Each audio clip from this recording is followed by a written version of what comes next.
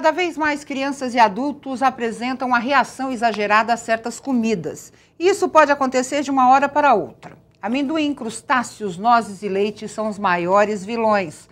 Mas existem muitos mistérios a serem desvendados. Por que determinados alimentos são encarados como inimigos pelo organismo de algumas pessoas? Por que tem acontecido com mais frequência? A gravidade dessas reações que podem levar até a morte. E outro fato curioso é que muitas alergias podem surgir somente na fase adulta. No Saúde e Vida de hoje vamos falar sobre alergia alimentar, o que é, tratamentos, diagnósticos, mitos e verdades, a diferença com a intolerância alimentar e as influências ambientais e os perigos. Para falar sobre o assunto, estamos recebendo doutora Wanderli Fátima Marchiori, nutricionista, doutora Ana Paula Moschioni Castro, alergologista, diretora da ASBAI, que é a Associação Brasileira de Alergia e Imunologia, e Tiane Rocha, que é cantora e apresentadora. Eu tenho que começar bem do princípio, doutora Ana, a diferença de alergia e intolerância. Na verdade, hoje em dia, muitas pessoas padecem, de alguma reação por causa dos alimentos. E a intolerância, ela fica mais no grupo de qualquer reação. Quer dizer, depende um pouco mais da quantidade maior ou menor. Em geral, as manifestações são gastrointestinais, mas elas não têm a marca da alergia alimentar. E qual é a marca da alergia alimentar? A alergia alimentar é aquele conjunto de reações que acontece por causa de um alimento, sem ele isso não acontece, mas que envolve o sistema imunológico. Na prática, o que isso traz? Então, eu preciso primeiro me sensibilizar, ter um primeiro contato, e a reação ela vai repetir toda vez que você entrar em contato com aquele alimento, até você sarar, até você adquirir a tolerância, se você adquirir. A intolerância tem algum fundo emocional em alguns momentos? Veja, o trato gastrointestinal, ele é altamente inervado. Isso é uma coisa que eu fui aprendendo também ao longo da vida, assim. Então, ele é um dos órgãos que mais tem terminações nervosas. Situações de estresse, isso para todos, traz sintomas intestinais. Então, o agravamento de uma intolerância, ele pode acontecer numa situação de estresse. Isso é fato. Eu falei sobre as questões ambientais. Eu estava lendo uma matéria muito interessante aqui nos Estados Unidos. Olha, imagina. A maior alergia alimentar ou intolerância é o amendoim. Isso. A gente sabe, eu morei nos Estados Unidos, a gente comia muita pasta de amendoim pela manhã. Isso é pelo alto consumo ou porque há um fator ambiental influenciando nisso? As doenças alérgicas, todas elas, não se constroem sozinhas. Elas são resultado de uma alteração genética. Então, em geral, tem alergia, na verdade, quem tem esse pacote genético. Entendi. Mas também alterações ambientais. Então, a época que esse amendoim chega, muito precocemente, mas veja que curioso. A alergia alimentar, ela é mais prevalente nos Estados Unidos do que, por exemplo, na China. E na China, eles comem bastante amendoim. Uma das coisas que se fala é que o amendoim americano, ele é mais torrado. E o amendoim que o chinês prepara, ele é mais cru, ele não tem o mesmo tipo de preparo. Então, se você juntar características genéticas com o ambiente, você pode ter o desenvolvimento de uma alergia. Tem que estudar muito. A rotação de cultura também é diferente. A rotação da cultura também é diferente. Nós temos aqui, por exemplo, no Brasil existe uma rotação de cultura de amendoim com cana. E aí, quando você faz a rotação, tirou a cana e plantou o amendoim, você usa muito menos agrotóxico. Quer dizer, o próprio solo influencia. O próprio solo influencia. Quanto menos pesticida você precisar usar naquela cultura, obviamente, menos dano à sua parede intestinal você vai ter, menos alergenicidade do alimento. Agora, doutora Wanderli, por que vem aumentando o número de pessoas com esse tipo de problema? Ou alergia alimentar, ou mesmo a intolerância? Eu acho que é uma questão até das nossas mudanças culturais. Primeiro, a gente americanizou muito os nossos hábitos alimentares. A gente só come coisa boa hoje, né? Eu ouço de muitos pacientes a seguinte frase: eu gostaria que você fizesse tudo o mais prático possível para ir no supermercado e comprar tudo pronto. Né? Isso, efetivamente, não é o mais saudável. Claro. Para nenhuma condição, nem da pessoa que não tem patologia, quanto mais de uma pessoa que tem um quadro de alergia ou de intolerância. Mas é fato de que nós, nos últimos 15 anos, nós aumentamos muito o consumo de todos os industrializados, e a indústria, para que haja um aumento da meia-vida e de mudança de característica dos alimentos, ela criou substâncias que ela adiciona, sejam corantes, conservantes, acidulantes ou até a própria modificação genética de alguns alimentos base. Até a coisa para atrair o paladar mesmo. Para atrair o paladar, a gente vê hoje, por exemplo, um chá de camomila super singelo, né? Tese natural, que a gente em reputa tese, como né? supernatural. Deveria ser, né? Você compra no supermercado e aquele saquinho já vem com corante tartrazina, que é um corante amarelo, que é altamente alergênico. E essas coisas misturadas Só que hoje você a gente tem hoje? consome pensando que está super natural. A gente vê muita coisa assim, a senhora tocou nesse assunto do chá de camomila, mas a gente vê muitos alimentos hoje industrializados, assim, coco verde com capim, não sei o que com não sei o que. Isso também, por exemplo, se eu tiver intolerância a determinada substância que está dentro dessa composição, fica mais difícil descobrir, né? Dentro fica desses muito mais alimentos, difícil, né? Fica muito mais difícil descobrir. Uma dos grandes desafios é você descobrir o que tem ali.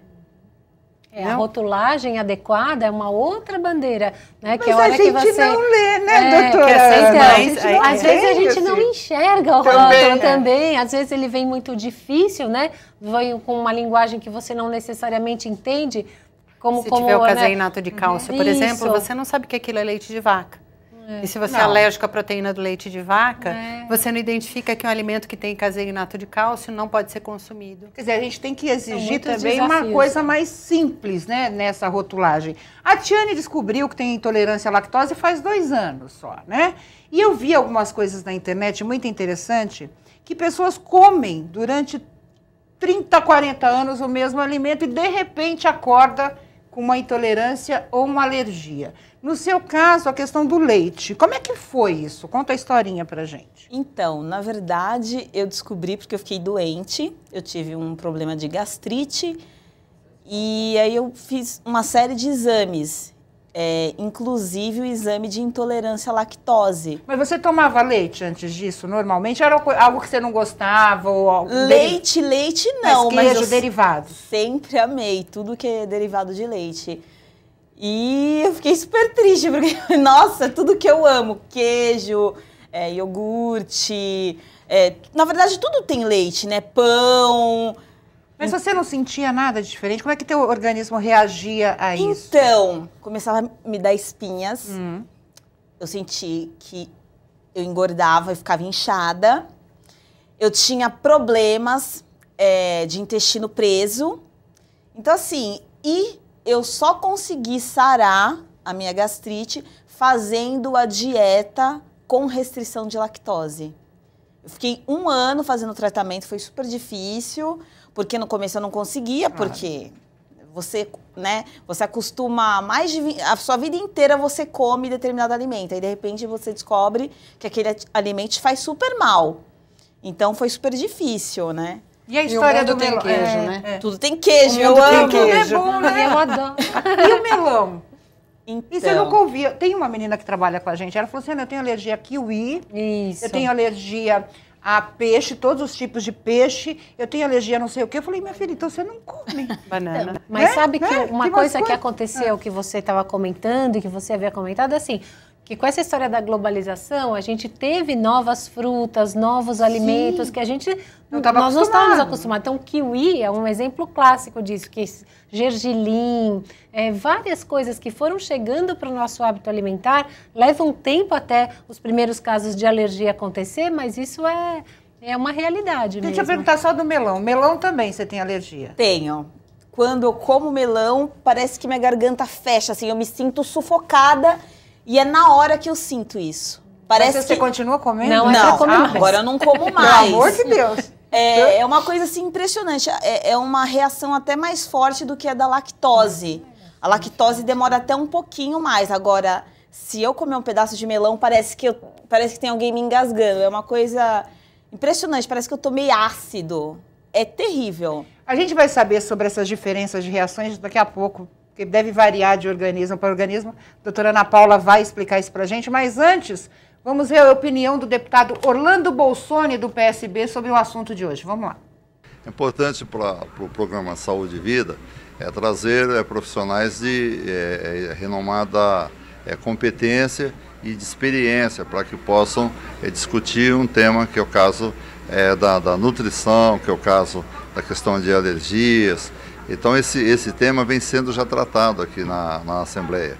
Nós mesmos apresentamos um projeto no sentido de que se possa dar garantia para os nossos estudantes, em especial aqueles em tenra idade, de que tenham a sua merenda escolar dentro das exigências recomendadas pelo seu serviço de saúde, pelos médicos. E o que chama, que é importante para essa casa, é no sentido de buscarmos, quando trazemos especialistas da experiência dessa mesa, é de trazermos experiências novas, no sentido de o que se pode sugerir, tanto, por exemplo, com relação à nutrição, para aperfeiçoar a nutrição, em especial na rede pública de nossas escolas, mas também na prevenção, em especial na questão de intolerância, na questão das alergias. Olha, a gente conversava no começo do programa, disse que São Paulo, a Prefeitura de São Paulo já tem um determinado direcionamento nessa questão para crianças que têm alergia. Isso é muito importante, porque às vezes também tem a questão da responsabilidade. Se essa criança passa mal depois de comer uma merenda escolar e a gente não sabe a causa daquela intoxicação ou daquela intolerância. Antes de eu entrar nessa questão das diferentes reações, a Tiane me chamou a atenção na questão da dieta. Que deve ser complicado você substituir um alimento que você gosta por outro, né? Como é que fica essa adaptação, doutora Vanderly? A gente vai criando receita, né? Então eu tenho várias receitas. Eu tenho estrogonofe, por exemplo, que é um estrogonofe feito sem creme de leite com a base de inhame.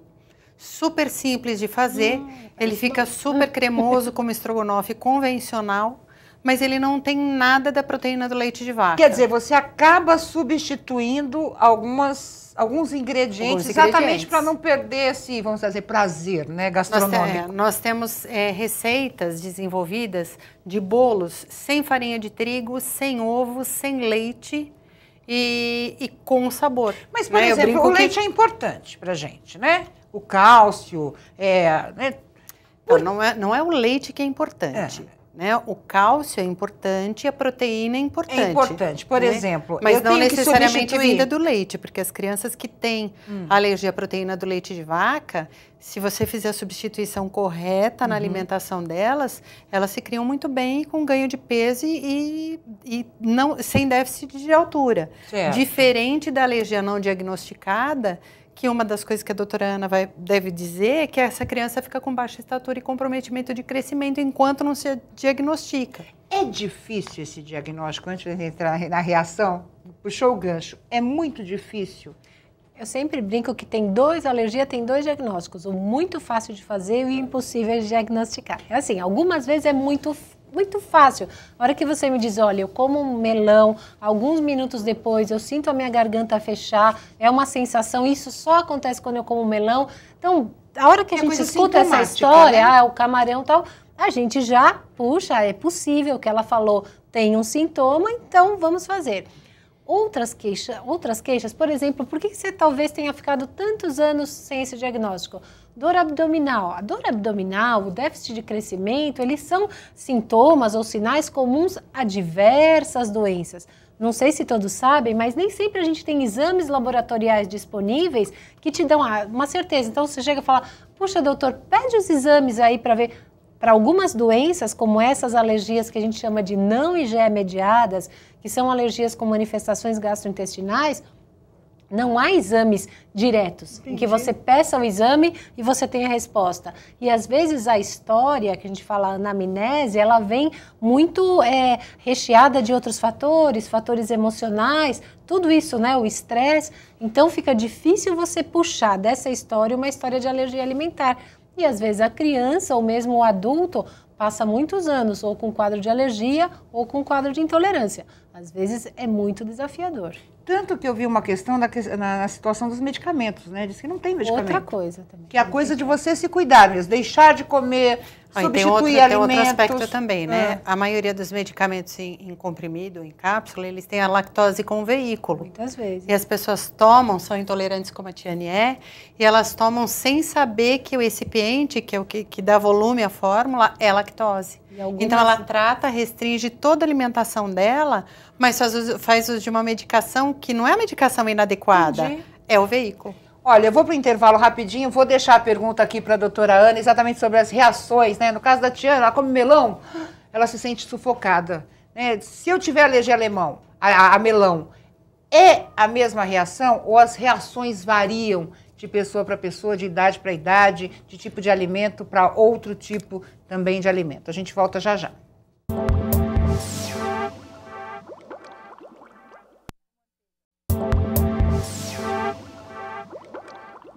Voltamos com Saúde e Vida, hoje falando sobre alergia e intolerância alimentar. Doutora Ana, a questão das diferenças. É claro, cada um é cada um, né? A gente tem reações diferentes. Mas no caso da Tiana, ela falou que ela se sente sufocada quando ela come o melão. É uma reação comum a quem tem o mesmo tipo de alergia, por exemplo? Ainda bem que não. Ainda bem. As reações, uma sensação de sufocamento que poderia evoluir para uma reação anafilática, que é a reação alérgica mais temida, porque é a que te coloca em risco iminente de morte mesmo, ela é pouco frequente. Mas vamos juntos pensar, quer dizer, você chegar a ter risco de morrer por conta de um alimento e eventualmente você saber disso, eu não sei se todos vocês sabem, mas parte das crianças e adultos que morreram por anafilaxia por alimentos, elas sabiam que tinham essa alergia e houve o quê? Um escape involuntário, um uso do alimento sem que você ou tivesse valorizado, tipo, é só um pouquinho, dessa vez eu vou comer só um pouco, ou eventualmente está escondido em rótulos, preparações, essas coisas que a gente havia discutido. Eu vi uma matéria sobre uma menina que tinha alergia a camarão. O que aconteceu com ela? Ela teve essa reação anafilática por quê? Ela não comeu camarão, mas ela comeu uma batata frita. Isso. E o óleo foi usado anteriormente para fritar camarão. Quer dizer, tem esse reflexo também? Como você bem comentou, louco, existem né? diferenças, Sim. né? O camarão, ele é uma das proteínas mais poderosas a persistir com a sua alergenicidade. Então, algumas vezes você frita, você aquece aquela proteína, mas ela ainda é viável, né, numa outra contaminação. Então, isso para camarão é bastante comum, mas, por exemplo, para frutas isso não é comum em geral, não é para testar, mas se você cozinhasse a fruta, ela perde muito da sua alergenicidade. Então, frutas cozidas têm a sua alergenicidade diminuída, mas tem alimentos, por exemplo, o leite, ele é pasteurizado, ele é, né, às vezes bastante preparado, mas a sua alergenicidade, ela permanece na maior parte dos casos. Eu tenho a impressão que é muito mais ligado até à proteína animal mesmo, né? Que ela é mais resistente. Proteínas animais... As proteínas animais são mais resistentes e esses traços ovo. acabam sendo mais frequentes, né? Entendi. Eu até brinquei, falei que eu descobri que eu sou alérgica ou intolerante a ovo, né? Porque eu sempre como, me dá dor de barriga, mas eu achei que fosse uma coisa natural. Então agora eu descobri que eu tenho que evitar. A Tiane estava contando, assumiu aqui no intervalo que ela comeu pizza. Pizza tem queijo. E muito. Né? E de repente, esses momentos... Você já espera ter algum tipo de reação? Por exemplo, como você está tendo agora? Eu sei que eu vou ter alguma reação. Isso não é perigoso? Então, se é intolerância, não é perigoso, de Entendi. verdade. Né? Intolerância vai só te dar um grande desconforto, como o que provavelmente você vai sentir.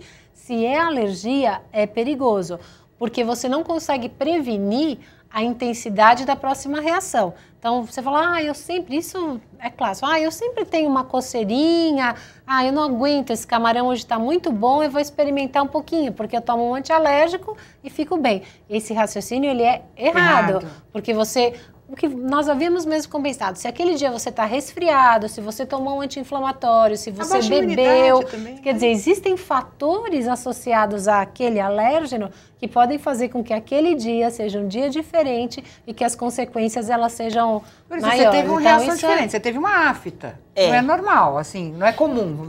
Porque assim, como eu tenho refluxo, aí que acontece, eu comi, eu não sei se é bem isso, né? Eu comi a pizza, tinha queijo, então eu tenho refluxo, então eu acredito que a hora que chega no organismo, aí queima, aí me deu essa reação. Tô com afta, não tô nem conseguindo, a minha dicção tá até... mas assim, cada hora me dá um tipo de reação. Diferente. Mas dá para fazer uma pizza Diferente. com queijo vegano. Tá vendo? Dá para adaptar Tá essa vendo? receita. E por isso até que assim, a gente trabalhar junto com alguém que te dê as opções, a sua vida fica melhor. Você não cai na tentação de só hoje pode e tal, porque mesmo que você não tenha corrido risco de vida, você teve um grande desconforto, que se explica, porque a hora que você come um alimento que o seu intestino não aceita, a sua motilidade intestinal muda, e aí você fica intolerante. Quer dizer, você ter alguém que estuda profundamente os alimentos e que pode oferecer opções, não só que te nutram bem, mas que te deem prazer, né? Que seja, não adianta você me oferecer uma opção que eu olho para aquilo Mas e... é engraçado, né? a gente sempre tem alergia, intolerância a algo que a gente gosta. gosta muito, né? É sempre assim. Por exemplo, adaptar o paladar de uma criança. A gente sabe, criança tem vontade de comer tudo, tem um paladar diferenciado. O adulto ainda aprende a fazer esse tipo de substituição. Agora, uma criança que tem alergia, por exemplo, vamos falar assim, chocolate, né? Imagina, eu não consigo imaginar uma criança que Meu não grande possa comer desafio não é a chocolate. criança, meu grande desafio é o familiar. Porque ele morre de Porque pena a que mãe, dá um chocolate. ela é mais rígida. Aham. Mas os familiares, eles pensam exatamente isso, dá só um pouquinho. Que não faz mal. Dá só um pouquinho. Não, mas olha só hoje, é só um pouquinho. É muito difícil o entendimento do quão sério é aquele pouquinho, né? E aí eu brinco, né, assim, com algumas famílias, eu falo assim, então, se é só um pouquinho, vamos ver, qual é o alimento que você não gosta de jeito nenhum? Ah, é esse? Então come só um pouquinho. Todos os dias você acorda e come esse pouquinho para ver se vai te dar prazer. Se você conseguir comer e passar o dia inteiro bem com esse alimento que para você é ruim, aí a gente volta a conversar. Mas essa é uma grande dificuldade de todas as famílias de alérgicos, o entendimento da gravidade, muitas vezes, da alergia. Se a gente está pensando em chocolate, hoje nós temos diversas saídas. A gente já tem o chocolate de alfarroba, que não tem leite, não tem nenhum alérgeno. Mas tem sabor de chocolate? Tem sabor de chocolate. Tem. Nós temos um chocolate de uma empresa especialista em alimentos para alergia, que é só cacau e açúcar. Então, também super saboroso. Para quem tem intolerância à lactose, hoje nós temos muitas opções, que a gente já tem o chocolate à base de soja. Só que assim, se a criança tem essa alergia ao leite de vaca, né, e o chocolate acaba sendo um exemplo grande, porque em média 30% da composição dele é leite de vaca, eu não consigo fazer de uma outra maneira que não seja um chocolate caseiro, né, ou esse chocolate de alfarroba, que é muito saboroso. Só que não é em todos os lugares que a gente consegue achar. A acessibilidade também é um outro problema. Quer dizer, você não come chocolate também. Olha a carinha dela, ela come. A carinha dela é de quem Olha, eu come. queria até falar uma coisa. Ela falou a respeito de imunidade. Eu tenho imunidade baixa. E eu percebo que se eu como coisas que eu tenho alergia, piora. Eu fico mais suscetível a ficar doente, por exemplo. Tem uma gripe, alguma coisa assim. Sim. Então vamos entrar na campanha Não Coma. Essa é a parte Vamos mais substituir. difícil, né? É difícil, é difícil. Eu tenho agora uma pergunta do deputado Orlando Bolsoni para as nossas convidadas. Vamos lá. Eu deixo a pergunta para todos os profissionais da mesa, no sentido de que quais as sugestões que dariam no sentido de trabalhar legislação ou então apresentar políticas públicas que contribuam com a população, em especial aquela população mais humilde. Doutora Ana, eu complemento. Tem algum modelo no Brasil de um atendimento ou de uma política pública nessa área? A gente citou a questão das escolas municipais, que já tem um certo direcionamento. Mas existe algum modelo no Brasil nessa Olha, área? muitos de nós, né, porque nós estamos dentro de hospitais públicos, né, trabalhando em serviços especializados e estudando. Eu acho que o modelo inclui, em primeiro lugar, um atendimento multidisciplinar, né, então o médico não faz nada sozinho, ele tem uma equipe e essa equipe envolve alguém da nutrição e envolve educadores também. Agora, sair do universo doença e partir para o universo prevenção, eu acho que a gente precisa mesmo de ajuda, porque nós conseguimos, recebemos os pacientes doentes, diagnosticamos e, enfim, tratamos da melhor maneira, mas a ideia é, uma vez feito o diagnóstico, que esse escape não ocorra. Quando você faz o diagnóstico de alergia ou mesmo de intolerância, você luta em 2 caminhos. Primeiro já que eu tirei o alimento, como eu posso manter a vida dessa pessoa o mais próximo à vida normal possível. Você não pode também ficar fiscalizando Exatamente, 24 horas, garantir né? que essa pessoa não vá comer aquilo. Isso, e em segundo lugar por favor, não escape. E às vezes não depende dela, ela vai à escola porque ela tem que ir à escola, ela tem que ir à escola, ela tem que ir ao clube, ela tem que ir aos lugares. Então, se nesse local existir minimamente uma cartilha, isso eu acho que é uma coisa que a gente gostaria muito que tivesse, uma cartilha de orientação, né? Para quê? Porque o preparo do alimento ele é interessante, mas não só o preparo do alimento, como você comentou, a troca do alimento, né? A lavagem dos talheres, não é só que aqui é o primeiro alimento a ser preparado. Atividades. A gente teve uma história de uma criança de 2 anos, de 2 a 3 anos, que a escola resolveu fazer um amigo secreto com troca de chocolate. Como fazer um amigo secreto? Primeiro, qual é o objetivo? Uma criança de 2 a 3 anos não tem consciência do que é um amigo oculto. E por que trocar chocolate? Né? Ou fazer atividade com a caixa do ovo, por exemplo. Se é uma alergia ao ovo, ela não pode muitas vezes tocar nessa caixa de ovo, pintar essa caixa de ovo. Aulas de Mas culinária, muitas vezes o educador também não tem informação. Isso que eu ia comentar. Tem que ser uma campanha. Mas, por exemplo, a gente tem um maciça. grande problema na nossa rede pública de saúde, que são profissionais especializados, né? Quantas vezes, a Tiane até comentou, falou, olha, quantas vezes minha mãe me levou ao hospital, eu passando mal e não se descobriu o que eu tinha. A dificuldade desse diagnóstico, né? Até o alergologista não está presente em toda a unidade básica de saúde, ou no AME, ou no UPA, ou qualquer coisa assim. Então, a gente tem esse processo difícil também, que pode levar até uma situação mais grave.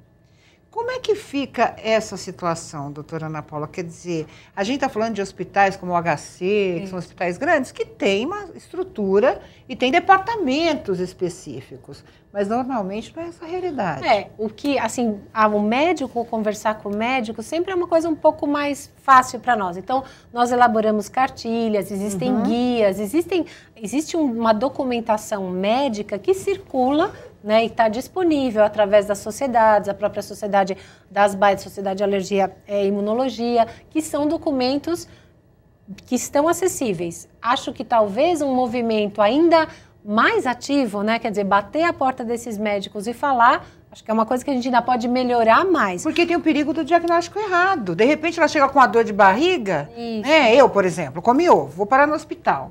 Vai achar que não é nada. É uma dor de barriga, isso passa. Ou de repente, uma outra situação. Um rotavírus, né? Então... É porque tudo hoje é virose, né? Vamos cá entre nós. Então, essa diferença e esse erro de diagnóstico também pode provocar uma situação agravante. Que a gente pode falta tempo, né? Na realidade, muitas vezes a gente não tem tempo, inclusive, de conversar com o paciente acerca de todos os cuidados que devem ser tomados. Porque ela colocou muito bem. Muitas vezes você descobre que a pessoa tem alergia conversando com ela. Exatamente porque essa questão de exames, a dificuldade diagnóstica, provoca isso. Fala, Tiane. Então, até um depoimento, né? Minha mãe, quando era pequena, eu tinha muita diarreia e minha mãe não sabia o motivo, não tinha conhecimento, não se falavam de intolerância à lactose, né? E teve uma vez que ela me levou num hospital e a médica, e eu estava muito desnutrida, porque eu estava muitos dias com diarreia, né? E nada segurava. E a médica chegou para minha mãe e disse que não tinha mais o que fazer. Ela, olha, mãe, infelizmente não tem mais o que fazer, tipo assim, decretando que a filha ia morrer. Olha que absurdo. Pessoalmente, olha que absurdo.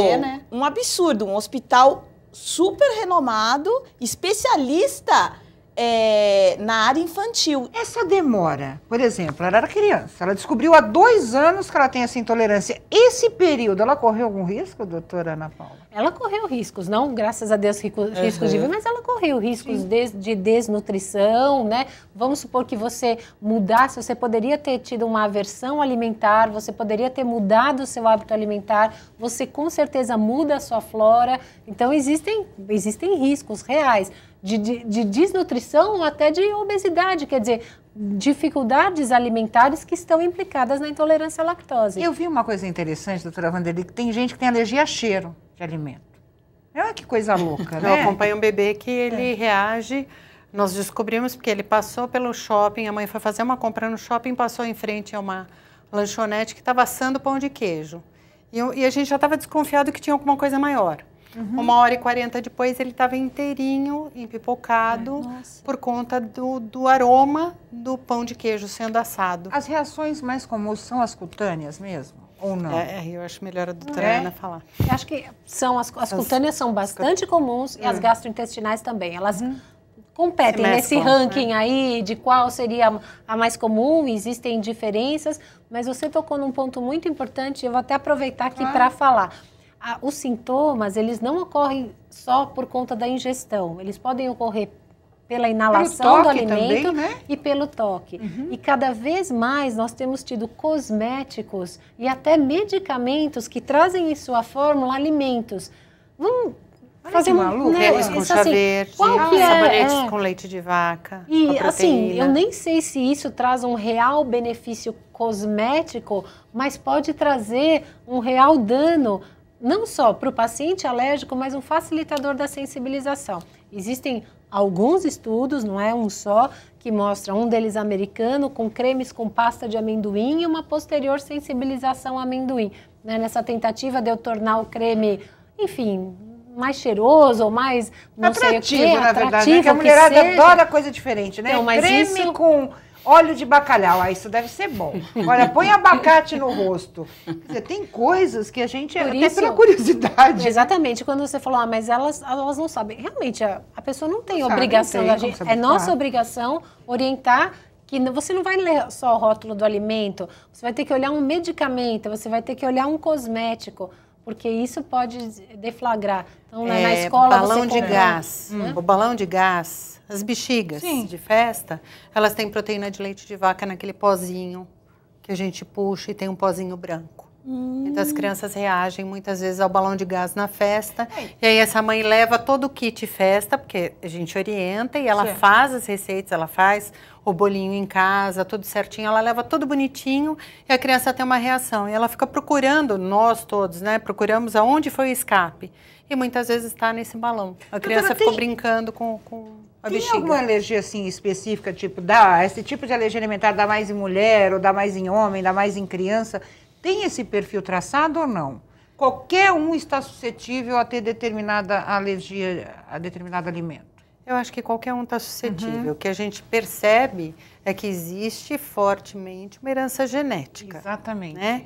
Então, assim, famílias de alérgicos, pais alérgicos, têm filhos alérgicos. Então, a mãe que tem o primeiro filho com alergia à proteína do leite de vaca, a prevalência da mesma alergia no segundo filho é muito maior. E o gatilho, infelizmente, está na maternidade, porque a maternidade, quando pega o bebê, naqueles 3 dias, 2, 3 dias que a mãe fica lá, muitas vezes eles oferecem um complemento. E se o complemento não é extensamente hidrolisado, que normalmente não é, que é uma fórmula especial, em geral se dá uma fórmula mais comum, aquele é o primeiro gatilho para essa criança desenvolver a alergia. Olha que maluco. A gente vai para o intervalo rapidinho, eu volto já para a gente falar sobre essas reações cruzadas, né? Eu vi que tem muita gente que acaba desenvolvendo uma alergia a determinado alimento, aí ela para de comer e de repente ela desenvolve a outro alimento. Quero entender por que isso acontece, se é uma predisposição a essa pessoa, né? Essa pessoa ter algum determinado tipo de alergia. A gente volta já.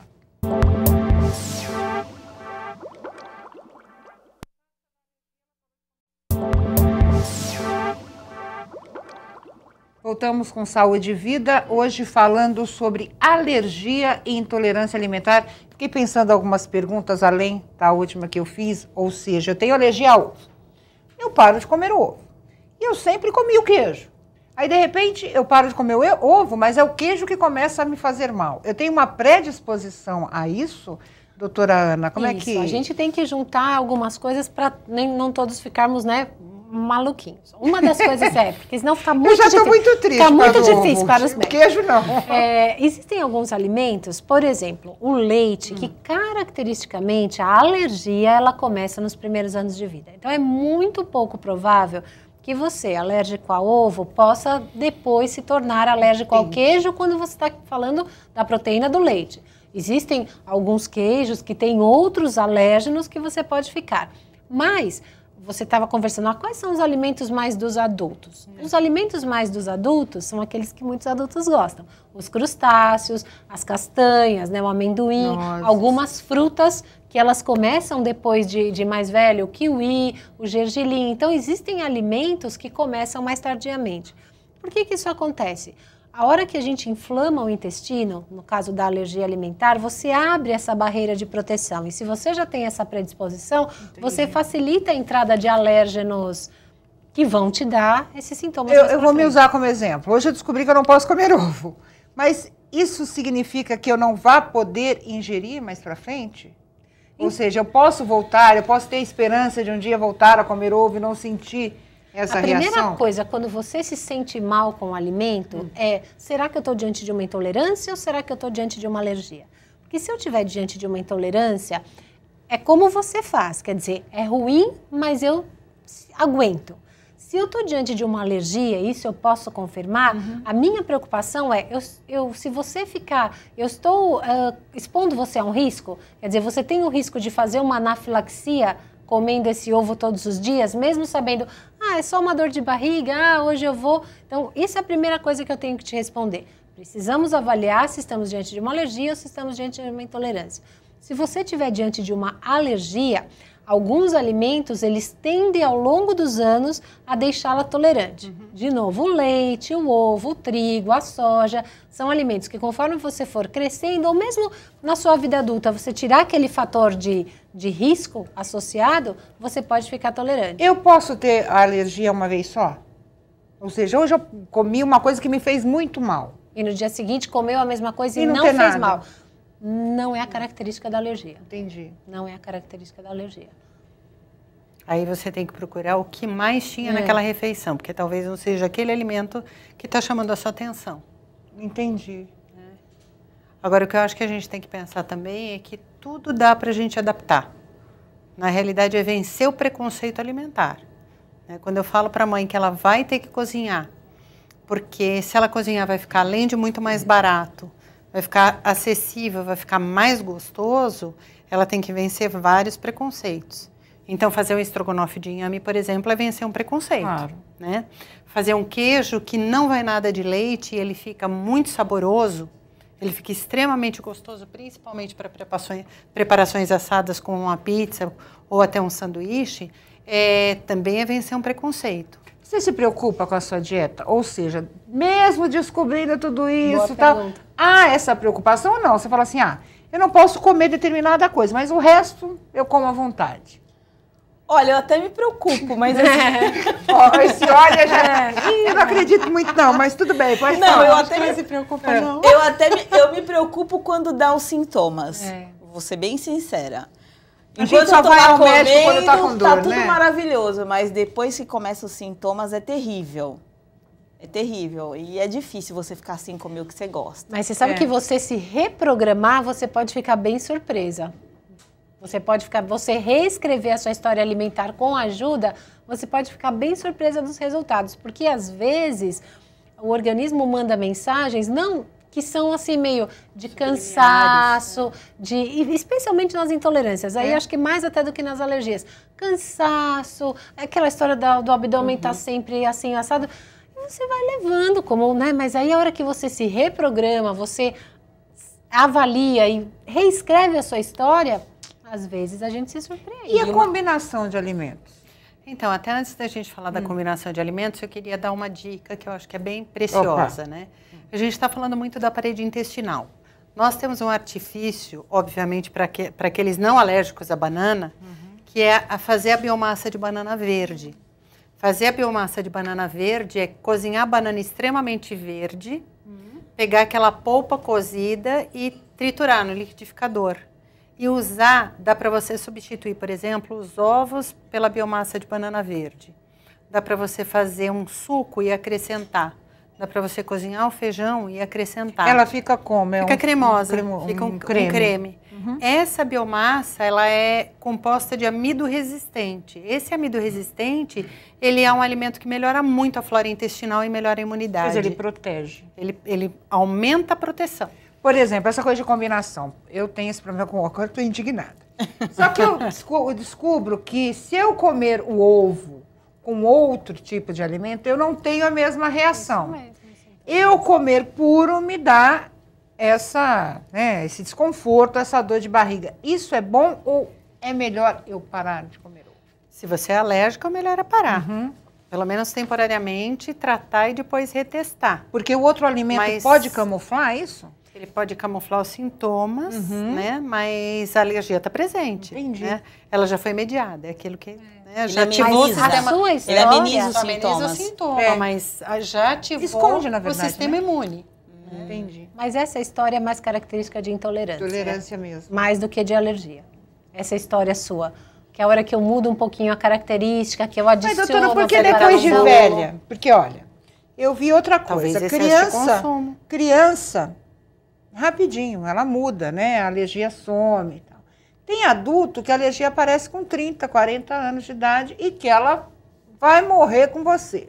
Né? Por que essa diferença? Então, de novo, inúmeras razões, algumas delas a gente não consegue explicar, mas a gente tem agredido demais, a gente tem se inflamado demais. Uma das coisas que explica por que está tudo diferente, por que aumentou tudo, é essa persistente inflamação que a gente tem. Ou através da fumaça de cigarro, ou através da ingestão de, como a gente já comentou, como já foi comentado, através da ingestão de muitas substâncias artificiais. Esse contato tem sido muito maior ultimamente, né? Às vezes de uma maneira até involuntária. Então, essa constante inflamação, uma inflamação leve, uma inflamação mínima, mas persistente em muitos dos nossos órgãos, ela é geradora de doença. Então, é como se fosse uma saturação. As pessoas hoje não bebem mais água. Quando eu peço para beber água, parece que eu estou pedindo um sacrifício imenso. Elas bebem suco em pó. A gente não come direito, né, doutora Vanderly? Aquela coisa de comer de 3 em 3 horas, eu duvido que alguém faça isso. Vamos pensar junto. Você acorda e ao invés de você beber água, você bebe um refrigerante ou um suco em pó.